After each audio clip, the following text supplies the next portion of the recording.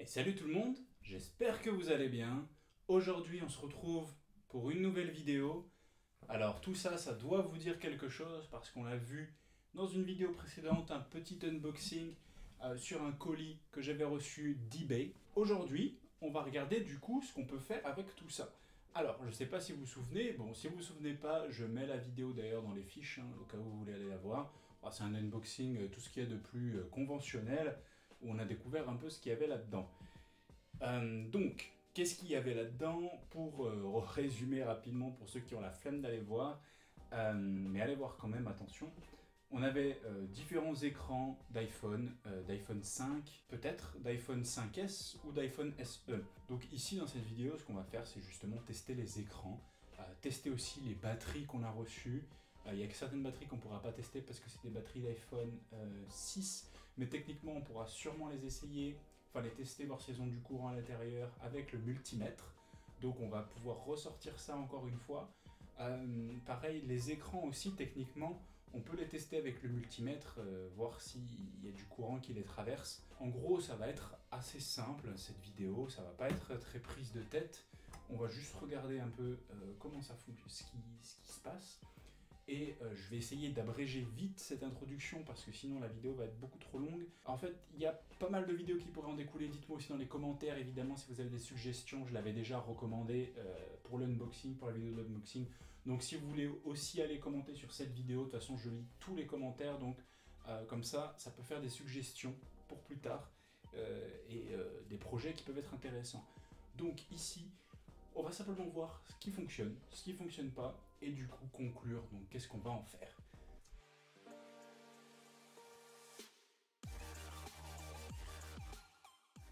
Alors du coup, je vous ai épargné tout le déballage et ce genre de choses, j'ai sorti tous les trucs, j'en ai profité en même temps pour remonter un des téléphones, hein. J'ai pas fait grand chose, j'ai juste refixé l'écran. Donc on va voir tout de suite s'il fonctionne.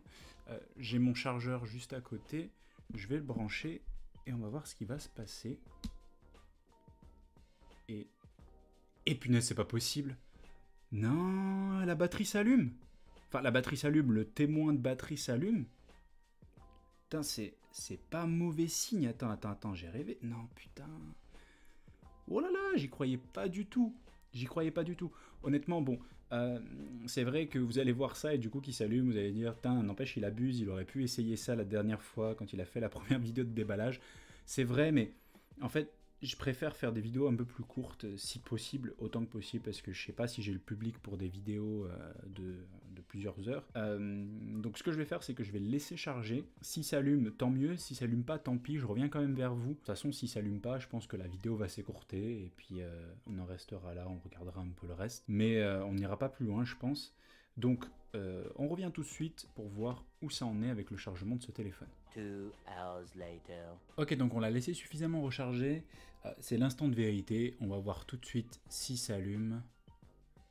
Non, c'est pas possible. Putain, trop cool. Aïe, aïe, aïe. Bon, alors c'est tout en allemand. Évidemment, là, le petit message, c'est, je sais pas si vous arrivez bien à le voir, mais c'est un message qui concerne Touch ID. Donc en gros, le câble de Touch ID n'est pas branché, c'est normal. Donc on va le brancher tout de suite et voir... alors attendez, parce qu'il y a combien de pourcentage de batterie? 68%. Je veux voir déjà si le téléphone tient la charge, c'est-à-dire que si je le débranche, est-ce qu'il survit? Tout à fait. Donc on va simplement rebrancher le Touch ID et ensuite retester.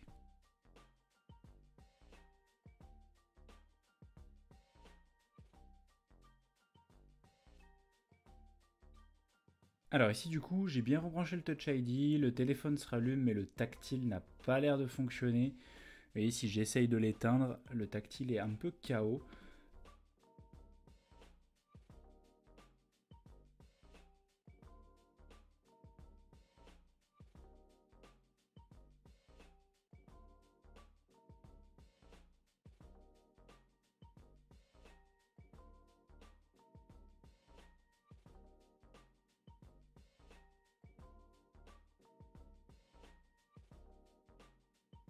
On va voir ce que ça donne et si ça allume. Et oh super, putain ça fonctionne. L'écran tactile marche. Putain, je suis fou, l'écran tactile fonctionne. Alors, on va aller dans les paramètres. S'il y a des noms, je vais les cacher. On va déjà directement aller dans la langue. Alors, punaise, c'est en... Ok. Nous, on va mettre français.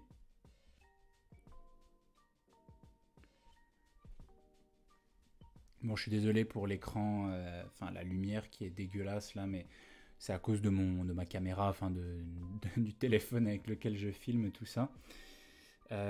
Ok, donc s'il y a des noms, évidemment, j'essaierai de les masquer. Je vais enlever la luminosité par contre, voilà. On va espérer que la personne a bien retiré ça de son compte iCloud, parce que si je veux le remettre à 0, ça va être compliqué dans ce genre de cas. Alors, information, on a pas mal de choses. On sait que donc du coup que c'est un modèle de 16 Go. On l'a juste ici. Je vais essayer quand même de recontacter la personne, on sait jamais. Après, peut-être que elle voudra le récupérer. Si elle veut le récupérer, je proposerai à cette personne du coup qu'elle me paye des frais de port et je lui renverrai. Parce que du coup, au final, c'est quand même moi qui ai acheté ce lot. Et donc, je vois pas pourquoi je devrais payer moi pour le renvoyer ensuite. Mais c'est quelque chose qui pourrait tout à fait être valable.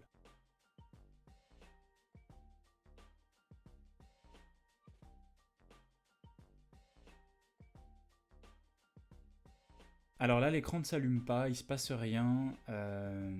Alors pourquoi ça ne marche même pas?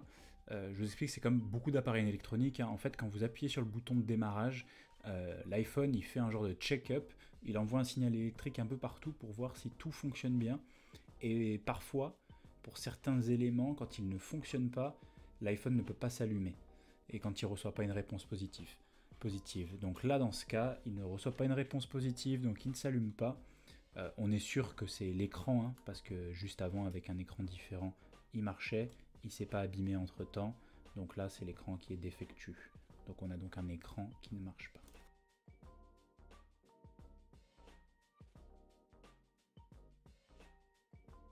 Youhou! Et ben là, on a un écran fonctionnel, enfin qui a l'air de fonctionner, en tout cas qui s'allume. Sur l'écran précédent, c'était la fonction d'allumage qui ne marchait pas. Après, sûrement aussi la fonction tactile, mais de ce côté-là, l'allumage déjà fonctionne. Ensuite, on va vérifier si le tactile fonctionne. Ensuite, on aura d'autres petits écrans à tester. On en a en tout, je crois, 4 ou 5. Donc, on va tous les tester et voir s'ils fonctionnent.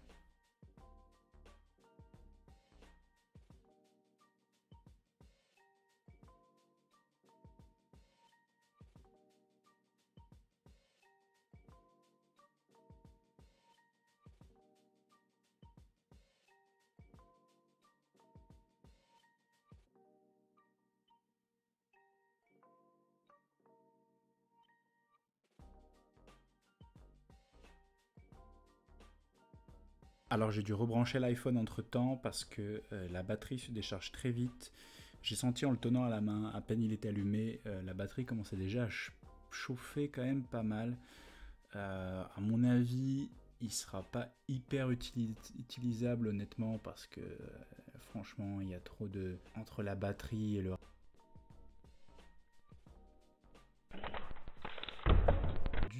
Vu qu'il fonctionnait bien sur les autres, on va voir tout de suite. Je pense qu'à mon avis, ça doit venir de l'écran et pas du téléphone.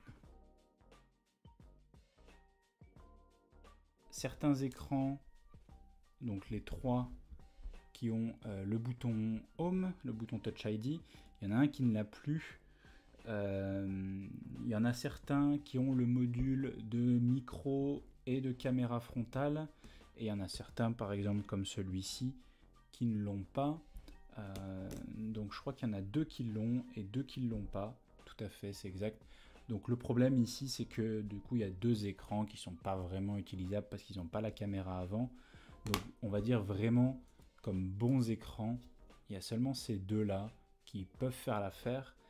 On va voir si le problème de tactile se règle facilement et puis surtout si on arrive à faire fonctionner d'autres téléphones.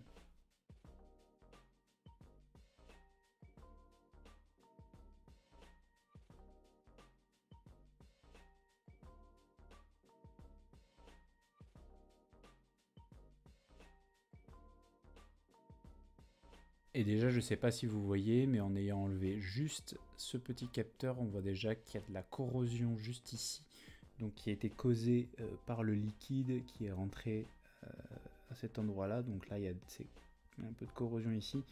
C'est peut-être pas très important si ça n'a pas touché d'autres endroits vitaux, on va dire. Il y a des risques que ça fonctionne toujours.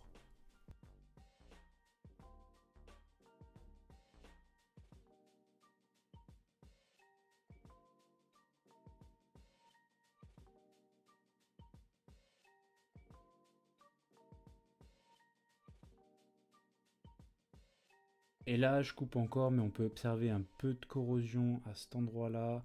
Enfin, c'est pas vraiment de la corrosion, mais c'est vraiment des traces de liquide.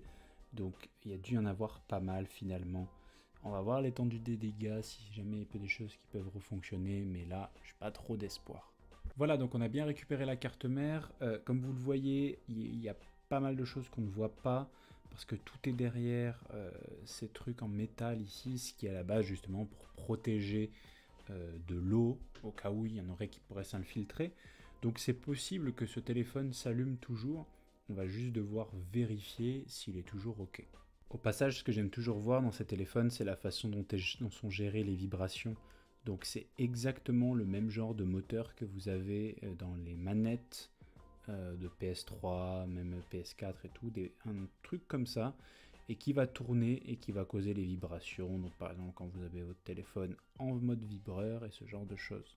Alors dans celui-ci maintenant je vais retirer la batterie et pour pouvoir la tester sur l'autre et vérifier si jamais la batterie elle fonctionne et puis elle peut se recharger.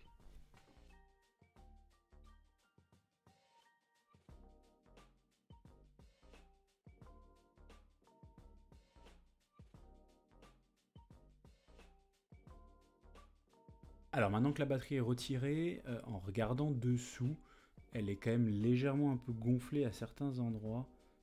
C'est pas dû à ce que j'ai fait, à comment je l'ai retirée. Honnêtement, je pense pas qu'elle soit vraiment récupérable, mais on va quand même essayer et voir ce que ça donne.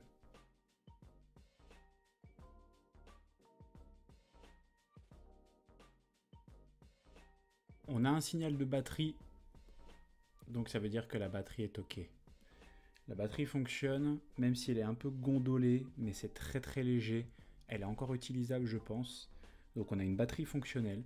Ça veut dire que l'iPhone qu'on avait juste avant et donc la carte mère sont complètement HS. Donc le problème est positif, il vient de la carte mère. Je ne sais pas trop comment on va pouvoir réparer ça. On verra une prochaine fois parce que là on n'a pas vraiment le matériel pour ça.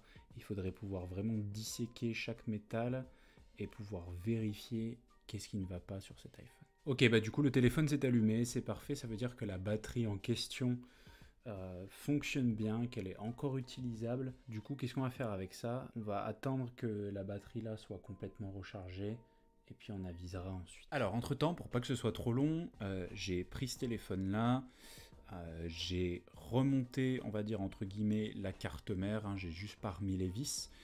La batterie, je l'ai rechargée avec l'autre téléphone qui est fonctionnel, donc cette batterie est fonctionnelle. Comme je l'avais dit, là elle est rechargée au maximum. On a mis dessus un écran qui fonctionne, on l'a déjà testé, et donc on va voir tout de suite ce qu'il en est. Et malheureusement, il s'allume pas. Il s'allume pas, donc c'est obligatoirement la carte mère, ça peut pas être autre chose. Je pense pas qu'en mettant la carte mère dans l'autre téléphone avec tous les branchements, ça fonctionnera. À mon avis, le reste doit être bon. J'ai pas vu de défaut supplémentaire dessus, mais on va pas insister, de toute façon elle s'allume pas, je sais, la batterie est bonne, ça c'est sûr. On va d'ailleurs même faire une petite vérification, vous allez voir, ça va être intéressant. Alors voilà, en haut à droite, vous voyez le multimètre, l'affichage du multimètre, donc, et ici j'ai la batterie qui est pleine. Donc on va mettre la borne rouge de ce côté-là et la borne noire de ce côté-là, donc le négatif, et on va voir ce que ça affiche. Donc hop, et ici on voit qu'on a 4,2425 volts. Donc il y a du courant à l'intérieur, ça veut dire que cette batterie est bonne. À titre d'exemple, si on en prend une autre, du style peut-être celle-ci que j'ai en rab. Ça, c'est une batterie d'iPhone 5. Mais voilà, si vous voyez ici, je la mets. Donc là, on a 3,65 volts. Ça veut dire que c'est une batterie fonctionnelle qui est chargée et que si on la mettait dans un iPhone 5, on aurait une batterie qui fonctionne. Si elle était à 0, je pourrais rien dire parce que je peux pas savoir si la batterie est défectueuse ou si elle est juste à plat. Donc il y a des limites quand même à ce qu'on peut faire. Et donc là, on voit que cette batterie-là est bonne. D'ailleurs, je ne sais pas si vous arrivez à le voir, mais sur ce téléphone, il y a un tout petit peu de corrosion ici. Mais ça, c'est pas très grave à cet endroit-là parce que c'est ce qui, en gros, fait fonctionner la caméra avant de l'appareil photo et tout ce qui est haut-parleur, tout ça. Enfin, haut-parleur, pour le coup, en fait, c'est même géré par autre chose. Mais le plus important n'est pas à cet endroit-là. Comme je vous ai dit, la carte mère a reçu de l'eau. Ici, on le voit. Donc, est-ce qu'elle est complètement endommagée? Je ne sais pas. Malheureusement, l'aventure pour cette vidéo va s'arrêter sur ce téléphone parce que pour l'instant, je ne peux pas vraiment aller plus loin. Il faudrait faire un diagnostic plus poussé et donc faire une vidéo encore plus longue. Donc, si jamais je trouve quelque chose et il y a quelque chose à faire, je ferai une vidéo complète uniquement pour ce téléphone-là. Maintenant, on va passer à l'autre téléphone avec la batterie qui est très gonflée ici. Donc, ce que je vais faire, c'est que pareil, je vais retirer la carte mère, retirer la batterie et ensuite tester, voir si la carte mère fonctionne et si c'est juste la batterie qui ne fonctionne pas. Évidemment, la batterie qui est là, on ne va pas la recharger parce qu'elle est déjà très gonflée. Il y aurait des risques d'explosion, attention. Donc on ne va pas aller plus loin avec cette batterie. Cette batterie, elle va finir au tri ou autre chose, on verra bien.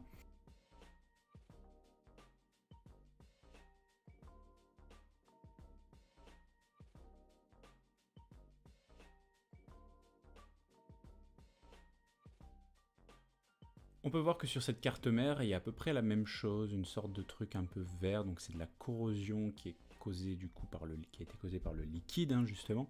Donc j'en vois pas plus que ça, on dirait qu'il n'y en a pas trop. J'en vois peut-être un petit peu là au niveau d'ici, mais en fait il faudrait enlever les trucs en métal de ce côté et de ce côté pour vraiment voir. Mais du coup, si en l'état elle fonctionne pas, ça sera pas inclus dans cette vidéo.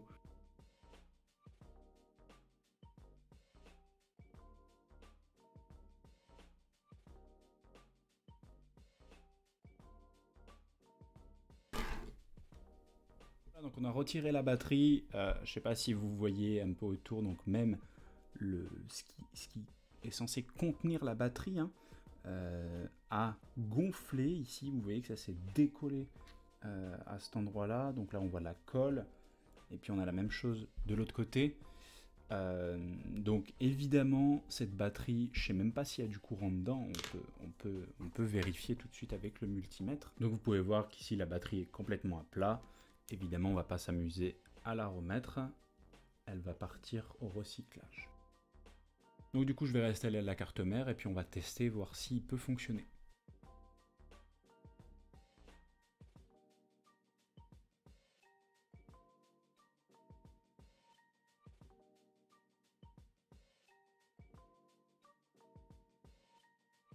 Et malheureusement, on n'a rien du tout. Le téléphone ne s'allume pas.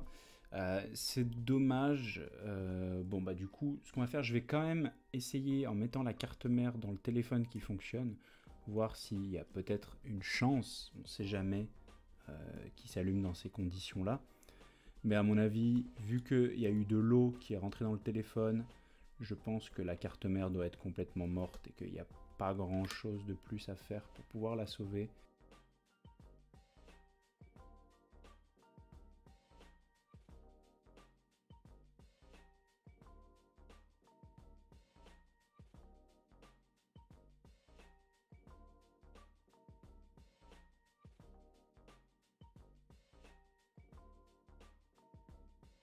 Alors j'ai repris une des cartes mères, il y a une chose que j'ai pas vérifiée et qui est possible de vérifier, c'est au-dessous de ce truc là noir, en fait on peut le retirer, donc on va le faire tout de suite, et évidemment, alors à l'œil nu, là la caméra je vais rapprocher un peu, je sais pas si on va voir, mais c'est dégueulasse, toute la corrosion qu'il y a un peu partout, je sais pas si vous arrivez à voir, mais il y en a vraiment une bonne grosse quantité.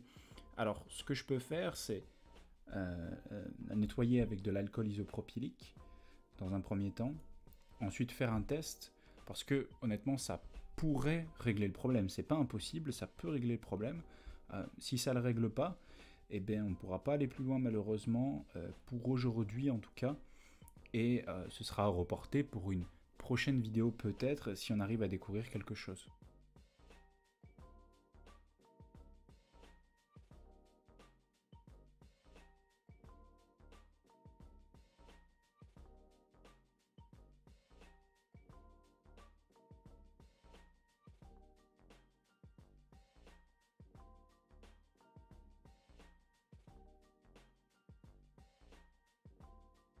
Et on se retrouve maintenant pour la conclusion. Alors, qu'est-ce qui s'est passé dans toute cette vidéo? De toute façon, vous l'aurez bien vu, pas grand-chose entre guillemets.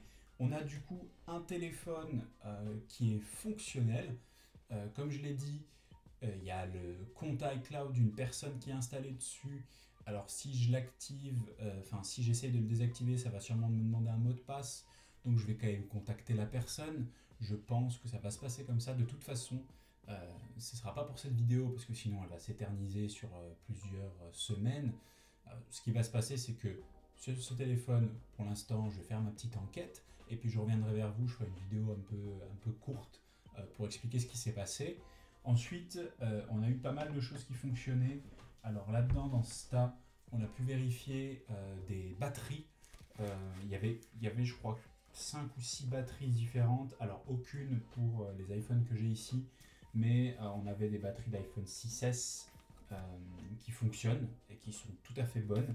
Donc ça tombe bien, comme ça on a vraiment ce qu'il faut si jamais on a besoin de réparer de ce côté-là. Alors au niveau des écrans, on a celui-ci qui est fonctionnel évidemment parce qu'il est sur le téléphone qui marche.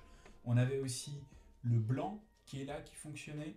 Et on avait aussi deux autres écrans qui fonctionnaient, donc qui sont juste ici. Donc on en a deux là.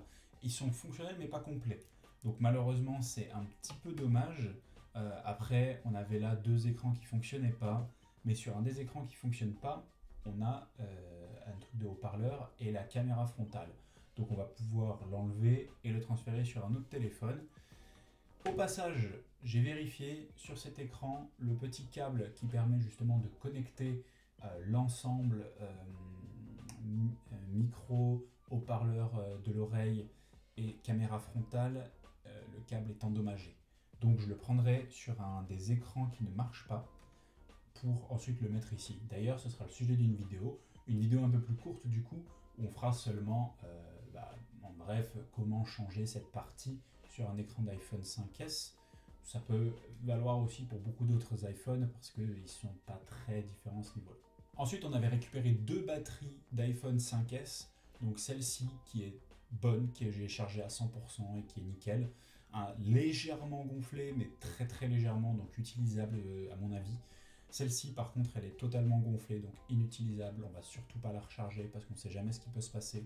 On va la laisser de côté, peut-être pour une petite expérience, on ne sait pas, on va faire les petits chimistes, c'est pas sûr, parce que c'est un peu risqué, mais on verra ce qu'on peut faire avec s'il y a des choses intéressantes. Qu'est-ce qu'il faut retenir de ça sur ces téléphones-là?